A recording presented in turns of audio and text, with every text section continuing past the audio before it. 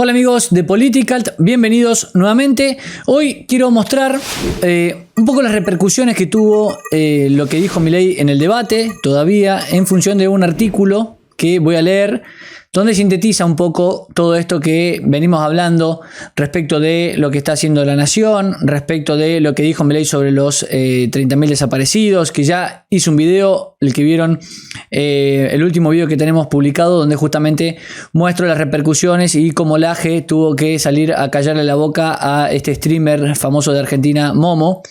Pero más allá de eso hubo muchas repercusiones. Entonces quiero que veamos un poco eso, que analicemos este artículo que tiene varias cuestiones interesantes y además algunas placas que sacó La Nación donde muestran datos que, bueno, algunos pensarán que son irrelevantes, algunos comentarios dicen eso, pero yo quiero mostrar en particular algo que venimos hablando respecto de qué palabras han utilizado cada uno o a quienes han mencionado más cada uno de los candidatos en el debate, para marcar un punto que veníamos hablando. Ahora lo voy a mostrar. Primero vamos a arrancar leyendo este artículo rápidamente. Fíjense, Javier Milei se radicaliza y Sergio Massa se vuelve Horacio Rodríguez Larreta. Nosotros en análisis ya habíamos dicho justamente esto de cuando escuchamos en vivo a Massa, decíamos esto es larretismo. Lo que está hablando Massa es larretismo. Decíamos eso en vivo respecto de esto de los consensos, de las mayorías, de tratar de tener un discurso bien pensante, buenista, etcétera.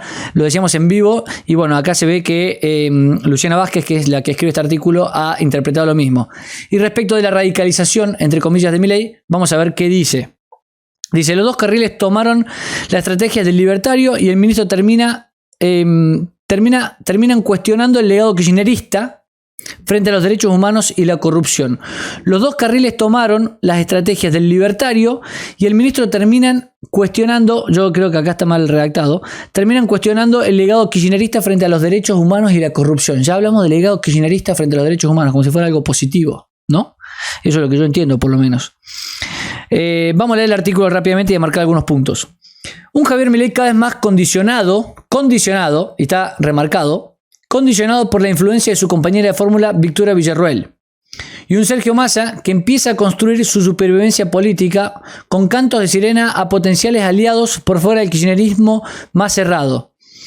Primero que Milei ya tenía estas posturas y de hecho hay periodistas que han marcado esto. O sea, que se pongan de acuerdo, porque hay periodistas que han marcado que Milei ya tiene videos hablando de estas cuestiones de los 70 con la misma postura que tiene ahora. Y lo han dicho en La Nación más. Y de última podríamos decir, che, hay una influencia de Milei en determinados puntos que toca o cómo maneja determinados puntos, porque obviamente tiene que estar en coincidencia con quien es su compañera de fórmula. Bueno, uno podría decir, sí, está bien, no me parece mal. Ahora, condicionado. Bueno, vamos a ver. El domingo de debate se convirtió en un juego virtual. El que lo domina, gana. Pero el que gana no necesariamente saca ventaja en el juego real, el de la vida, es decir, las elecciones y la disputa por el poder. Sin embargo, el debate sembró pistas para empezar a ver hacia dónde se proponen evolucionar los candidatos en los últimos tramos de la campaña y, eventualmente, a partir de diciembre. ¿Qué identidad buscaron reforzar? ¿Con qué herramientas? Obviamente acá, cuando dice esto de que quién gana el debate, no va a mencionar que Milei fue el que ganó todas las encuestas en los debates. En todas las encuestas que se hicieron de los canales y demás, quien ganó el debate, según la gente, ha sido Milei. Y él mismo ha subido las encuestas y yo les he mostrado acá. Ahora, eso no lo mencionan, ¿no? No mencionan que nadie dio ganadora, por ejemplo, a Bullrich en el debate. Más allá que el artículo ni siquiera menciona si Bullrich estuvo bien o mal. Vamos a ver. Se notó particularmente en el caso de Milei, que inauguró una agenda de derechos humanos todavía más sesgada y polémica. O sea, la agenda de Milei está sesgada. No lo que venimos sabiendo respecto de los derechos humanos y cómo los Kirchner han construido poder y han capitalizado los derechos humanos y han utilizado políticamente los derechos humanos durante 2 décadas. No, eso no está sesgado. Lo que está sesgado es lo que plantea Milei. También en el caso de Massa, concentrado en dar señales al centro político como aliado de una eventual presidencia suya. Se consolida un Milei que se radicaliza vía la reposición de la versión procesista de la última dictadura, que había sido superada y deslegitimada por la justicia y la sociedad democrática. Fíjese, la sociedad democrática ya dijo lo que dicen los Kirchner, básicamente. No, acá hubo una dictadura muy mala que actuó contra jóvenes idealistas, básicamente. Y eso supuestamente, y esto lo venimos diciendo, ese es el consenso democrático. Fíjense, la sociedad democrática. Entonces, hay una sociedad que puede no adherir a eso, pero no es una sociedad democrática, es simplemente una sociedad antidemocrática. Si hay alguien que cuestiona lo que la sociedad democrática dijo y consensuó, que es hacerle el juego a lo que impusieron, a la mentira que impusieron los Kirchner sobre los 70, porque esto también tiene que ver con... Porque muchos me han dicho, no, pero los radicales... Sí, obviamente esto empieza con el radicalismo. Pero quienes han construido poder durante los últimos 20 años apoyándose en ese relato de los 70 y quienes han dado financiamiento y demás a organizaciones como Abuela y Madres de Plaza de Mayo, son los Kirchner. Y ese es el relato que hoy es hegemónico sobre los 70 en Argentina y que Milei desmintió, muy bien desmintió, el otro día en el debate. Ya lo he mencionado, no fueron 30.000. Acá hubo una guerra. Los guerrilleros también cometieron crímenes de lesa humanidad. Fíjense, entonces se consolida un Milei que se radicaliza vía la reposición de la versión procesista de la última dictadura, que había sido superada. Esto de, no, ya superamos eso. No, nunca lo superamos. Que se haya ignorado a quienes desmentían la versión oficial, que se hayan utilizado recursos del Estado para imponer esa verdad, no solo el lado del kirchnerismo. Ya mencioné en el video pasado que Vidal, de Cambiemos, de Juntos por el Cambio, cuando fue gobernador de la provincia de Buenos Aires, hizo sacar una ley donde se prohibía negar el relato de los 30.000 desaparecidos. Mediante ley, o sea, mediante la fuerza estatal. Que había sido superada y deslegitimada por la justicia y la sociedad democrática, ¿no? Sociedad democrática desde el juicio a las juntas. Y se ve ahora, cada vez más claramente, un Massa que se la retiza, eso lo dijimos, en busca de votantes de centro para vaciar las urnas de Patricia Bullrich o en pos de socios futuros también de centro en caso de quedar del lado de la oposición en el nuevo periodo presidencial. Bueno, ¿qué venimos diciendo nosotros desde las PASO, desde que Milei salió primero? ¿Qué es lo que está buscando el kirchnerismo? ¿Qué es lo que está buscando Massa, el peronismo? Está buscando polarizar con Javier Milei. Eso lo venimos diciendo. Están ninguneando a Juntos por el Cambio, a Patricia Bullrich. ¿Por qué? Porque las PASO salió primero Milei y salió segundo Juntos por el Cambio y salió tercero, cómodo, el peronismo. Entonces, ¿qué es lo que necesita el peronismo? No está buscando ganar en primera vuelta. No está buscando salir primero en la elección. Está buscando entrar a un balotaje. Está buscando no salir tercero nuevamente como le pasó en las PASO. Está buscando recuperarse de eso para que los titulares no sean nuevamente... El peronismo hace su peor elección de su historia. El peronismo salió tercero, quedó totalmente disbujado, no entró al balotaje. O sea, están buscando eso. Están buscando borrar del mapa a Juntos por el Cambio. Por eso también que están tratando de sacar desde el centro esos posibles votantes. Gente que haya votado en a la reta, por ejemplo, en la interna de las PASO. Bueno, tratan de capturar eso. Gente que llega a Bullrich y no llega, tratan de buscar ese voto. Y en ese sentido, yo quiero mostrar esto. Vamos a hacer una pausa en el artículo, ahora lo seguimos. Pero fíjense que este dato en sí me parece importante, por más que hay gente que dice que no es irrelevante en los comentarios, se puede ver. Este dato me pareció interesante. Fíjense. ¿Quién mencionó a quién? ¿Quién nombró a quién? Fíjense, que plantea La Nación. Las menciones entre los candidatos en el debate presidencial. Fíjense, Milei mencionó 5 veces a Massa y Bullrich mencionó 10 veces a Massa. Porque Bullrich entiende que su juego también va en contra de Massa. Tienen que polarizar con Massa. Están disputándose Juntos por el Cambio y el peronismo el segundo puesto. Se están disputando entrar al balotaje. Eso es lo que está en juego, realmente. Y eso lo siguen, es lo que pasó en las PASO y los que están manteniéndose en la encuesta se mantienen igual. Milei primero. Lo que se están disputando es el segundo puesto. Entonces, Milei 5, Bullrich 10. Fíjense, Milei nombró solamente 3 veces a Bullrich y Massa solamente una sola vez a Bullrich. O sea, la ignoró totalmente. ¿Qué es lo que viene haciendo el kirchnerismo y es lo que vengo diciendo? La ignoran. Están ignorando porque tienen que polarizar con Milei. Bullrich mencionó 4 veces a Milei. Massa mencionó 12 veces, comparen, a Milei. Una vez a Bullrich, 12 veces a Milei. Eso es lo que quiero marcar. Hay que polarizar con Milei. El peronismo tiene que polarizar con Milei. 12 veces mencionado Milei. 4 veces Bullrich, porque no está polarizando con Milei Bullrich. Fíjense qué palabras usaron los candidatos.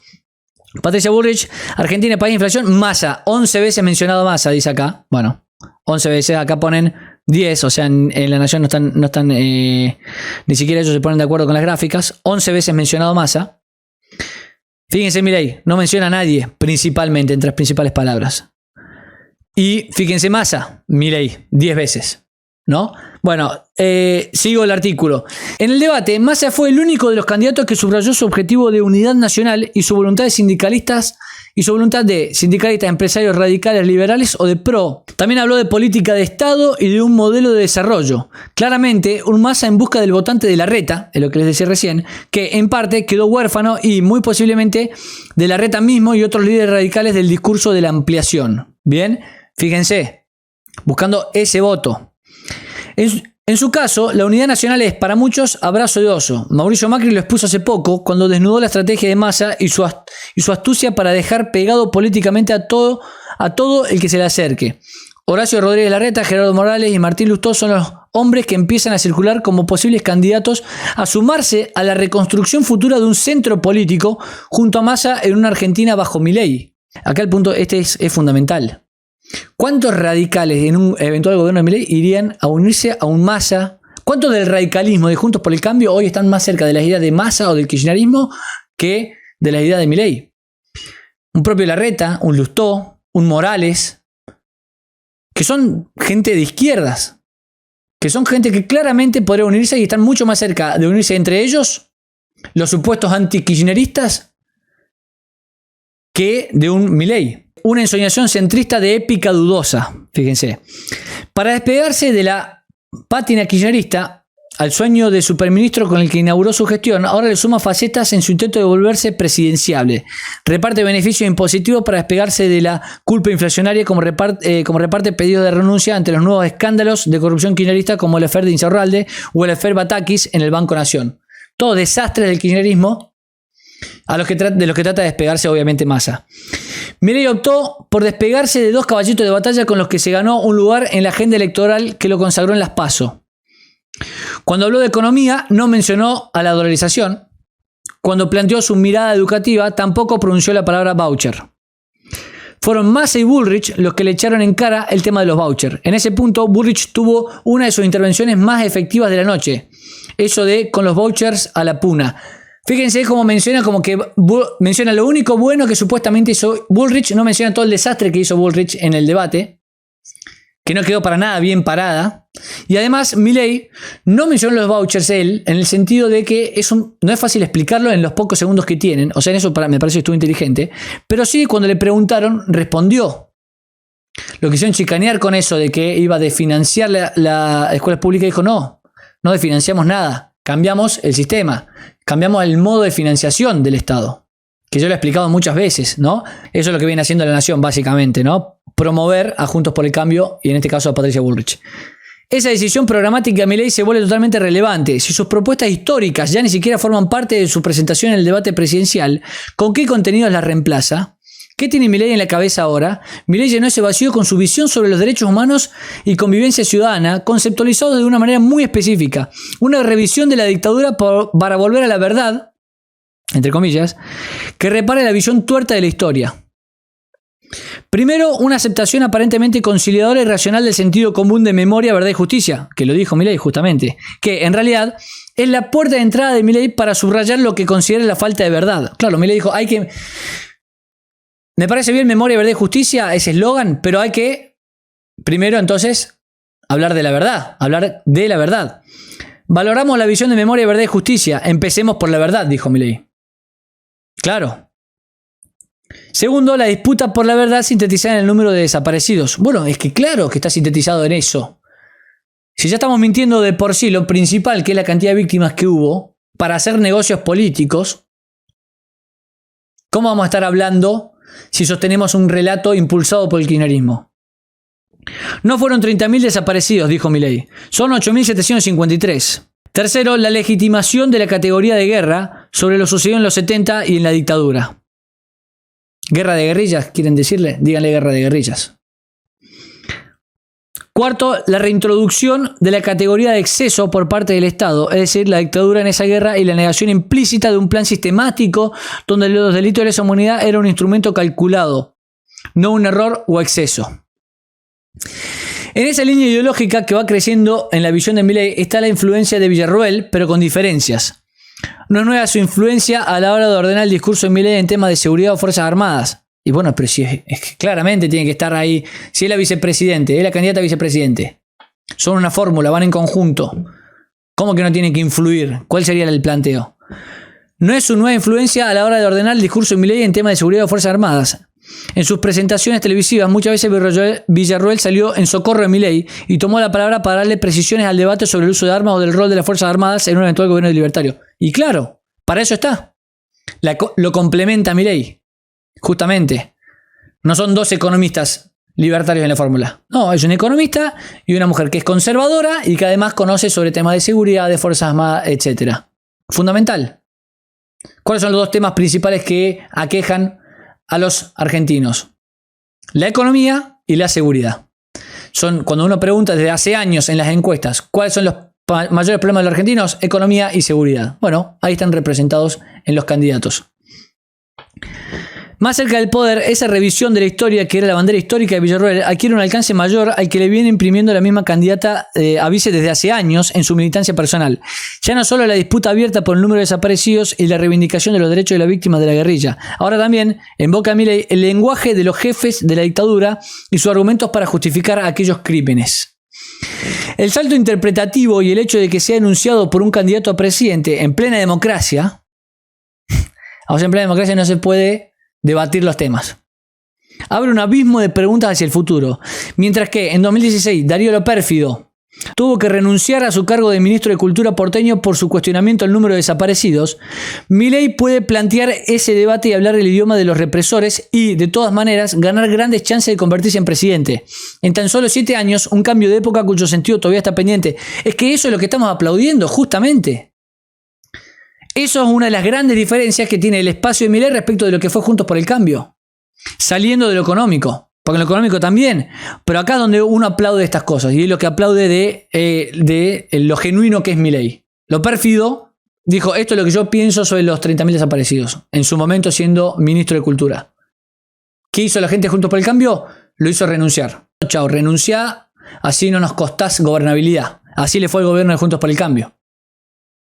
¿Qué hace Milei con el tema aborto? Después de las PASO en Fantino, yo soy provida y defiendo y soy provida abiertamente, el aborto es un asesinato, etcétera, etcétera, etcétera. Che, pero le dice Fantino, mirá que eso no te conviene hablarlo ahora, no te recomiendo meterte en eso, es una discusión saldada. No es una discusión saldada y esto es lo que yo pienso y yo digo lo que pienso. Y eso hace que la gente le crea a Milei. Porque la gente se da cuenta cuando los políticos están diciendo lo que el Focus Group le ordena. Como está haciendo Massa ahora, como hace Bullrich y como hacía como ejemplo paradigmático Larreta. Lo que sí está claro es que la red tendida al mar de la ampliación política funciona en Massa como estrategia electoral, pero también como tabla de reconstrucción y supervivencia política en caso de perder. El debate mostró el nuevo plan de lavado de imagen del kirchnerismo bajo Massa. Si le hablan de pobreza y de inflación, contesta con rebaja de impuestos. Si le hablan de corrupción en este gobierno, contesta con pedidos públicos de renuncia a los kirchneristas involucrados. Todos cosméticos. En el caso de Insaurralde, habla de error y no de delito. Y en el caso de Batakis, pide la renuncia de una subalterna, pero no de la presidenta del Banco de la Nación. Ahora, más allá de lo que diga Milei, y esto es lo que no están entendiendo ni siquiera acá quien escribe el artículo, la gente no le cree a Massa. Por lo mismo que acabo de mencionar. Massa hoy puede hacerse el liberal, puede querer despegarse del kirchnerismo, pero la gente se acuerda que Massa ya fue antikirchnerista y que después fue kirchnerista y ahora se hace el antikirchnerista siendo parte del gobierno kirchnerista. La gente se acuerda de eso. Lo ve, lo sabe. Obviamente hay gente que no, hay gente que vota sesgada al candidato que el peronismo diga que es el candidato o que Cristina diga que es el candidato. Perfecto. Son gente irrecuperable. No los va a convencer nunca de nada porque son fanáticos que votan lo que su líder les diga. O porque son peronistas como si fueran hinchas de fútbol. Perfecto, listo. Ahora, hay una mayoría de gente que no va a votar a Massa, o no, Massa no va a convencerlo porque diga que bajó un impuesto ahora siendo ministro. O que critique al kirchnerismo o se quiera despegar del kirchnerismo. Porque ya lo hizo. Ya dijo que nunca más iba a ser kirchnerista. Firmó ahí acuerdos en vivo con la gente de TN donde decía nunca más voy a ser kirchnerista. Están los videos y la gente lo ve, la gente no es idiota. Insaurralde, la fiesta con champán en Marbella, era tema cantado para acorralar al candidato oficialista en el debate, pero tan poca presencia tuvo el tema que fue recién después del debate que Massa se vio obligado a contestar algo sobre el tema. Ahí fue cuando habló de la renuncia de Insaurralde. Los dos carriles que tomaron la estrategia de Massa y Milei terminaron cuestionando el legado kirchnerista. Que la corrupción se naturalice hasta no ser ni siquiera el centro de un debate presidencial y que el discurso procesista vuelva al centro político, vuelve como una flecha hacia el kirchnerismo. Expone por un lado un modus vivendi de la dirigencia kirchnerista y por el otro las consecuencias de una apropiación interesada de la épica de los derechos humanos que ahora encuentra su reacción en las verdades históricas que quiere reponer el mileísmo. Esa interpelación al kirchnerismo y su legado queda clarísima en el caso de su política de derechos humanos. Porque otro pilar de esta nueva batalla de Milei es el cuestionamiento a las organizaciones de derechos humanos como Curro, totalmente Curro, sintetizado en el caso de Sueños Compartidos, un escándalo de corrupción que pega en la línea de flotación de la autopercibida superioridad moral del kirchnerismo. En caso de ser presidente Milei, todavía no está claro qué consecuencias concretas tendrá ese trasvasamiento cultural impensado que el libertario empieza a delinear públicamente desafiando a todo un sistema de corrección política consolidado en los últimos 40 años. Fíjense que habla de corrección política como si fuera algo positivo. Bueno, ese es el artículo de Luciana Vázquez. En La Nación en general, por ejemplo, nada dijeron, porque miran cada detalle de lo que dice. Fíjense, acá hay una denuncia penal que hará Bullrich sobre los dichos de Milei, sobre lo que hacía ella en los 70. Pero más allá de eso, nada dice La Nación, por ejemplo, que algo que en Twitter hizo mucho ruido, está el video dando vueltas, donde Bullrich dice: voy a espiar a los delincuentes. Fantino le dice: no, pero eso es ilegal. Y dice: no, sí, vamos a un sistema. Otra vez habla de sistema, ¿no? Supuestamente que ella sabe de seguridad. Un sistema. Voy a espiar a los delincuentes cuando hablen con sus abogados. Dice: pero eso no se puede. Ha salido Villarreal a explicarle a Bullrich que eso no se puede. Todo Twitter habló de eso. Pero acá en La Nación, callados. Nadie se escandaliza porque la que es candidata a presidente, que supuestamente es la experta en seguridad o su fuerte es la seguridad, nosotros mismos lo hemos dicho, su fuerte lo que intenta capitalizar es seguridad por su gestión como ministro de seguridad durante el gobierno de Macri, por lo de Maldonado, etcétera. Dice: hay que espiar, voy a espiar, pero eso es ilegal, es anticonstitucional. No, hay un sistema que voy a espiar a los presos cuando hablen o a los delincuentes cuando quieran hablar con sus abogados. Nadie se escandaliza, nadie dice nada. Obviamente La Nación, callados. Porque a gente de Juntos por el Cambio, y especialmente a Patricio Bullrich ahora, no le pegan nunca. No la critican nunca. No critican que no tiene idea de economía, que hace agua y que hizo agua en varias entrevistas. Y no la critican ahora que está haciendo agua ni siquiera en temas de seguridad. Obviamente, totalmente callados. Sí le pegan a Milei, sí le pegan a Massa, pero no le pegan a Patricia Bullrich. Es la candidata ideal. Eso, amigos, fue todo. Nos vemos en el próximo programa.